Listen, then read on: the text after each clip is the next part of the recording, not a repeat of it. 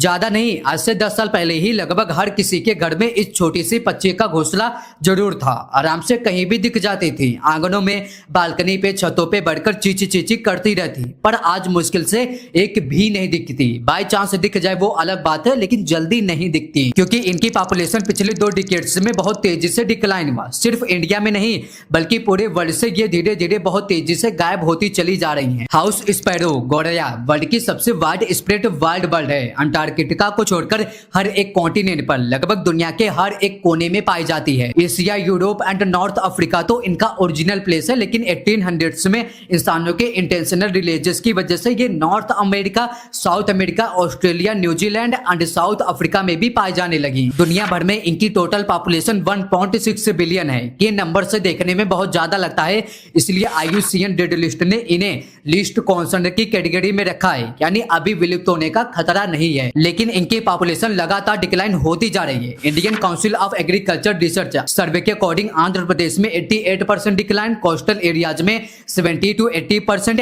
And Gujarat, Kerala, Rajasthan में 20% decline हुआ environmental stresses की वजह से। बर्ड लाइफ इंटरनेशनल की एक रिपोर्ट के अकॉर्डिंग पिछले 40 साल में यूरोप में 247 मिलियन यानी 24.7 करोड़ हाउस स्पैरो कम हो गई। यूके में 1977 से लेकर अब तक 71% डिक्लाइन हुआ। हर एक रीजन में इनकी पॉपुलेशन धीरे धीरे डिक्लाइन हो ही रही है एंड ये सिर्फ एक रीजन से नहीं बल्कि कई इंटरकनेक्टेड रीजन का रिजल्ट है। पहले के जो घर होते थे, चाहे वो कच्चा हो या पक्का हो, उनमें कहीं ना कहीं ऐसा स्पेस होता था जहां ये अपना घोंसला बना लेती थी। लेकिन आज के कंक्रीट बिल्डिंग पूरी तरह से फ्लैट होती है। इनमें नेस्टिंग के लिए सूटेबल कैविटीज ही नहीं बचता, जो बचता भी है उस पर दूसरे बर्ड्स कब्जा कर लेते हैं। चिड़ियों के जो बच्चे होते हैं वो पूरी तरह से दाना पर डिपेंड नहीं रहते, उन्हें कीड़े मकोड़े की भी जरूरत होती है। लेकिन पेस्टिसाइड्स की यूज की वजह से अब कीड़े मिलते ही नहीं है, जिससे इनके बच्चे भूखे मर जाते हैं। पेंगुइन्स जैसे बर्ड जिनकी रिप्रोडक्शन रेट ज्यादा है और सर्वाइवल नीड जनरलाइज्ड है, वो स्पैरो को आउट कम्पीट कर रहे हैं। ऊपर से मोबाइल टावर्स की radiation and air and voice pollution की वजह से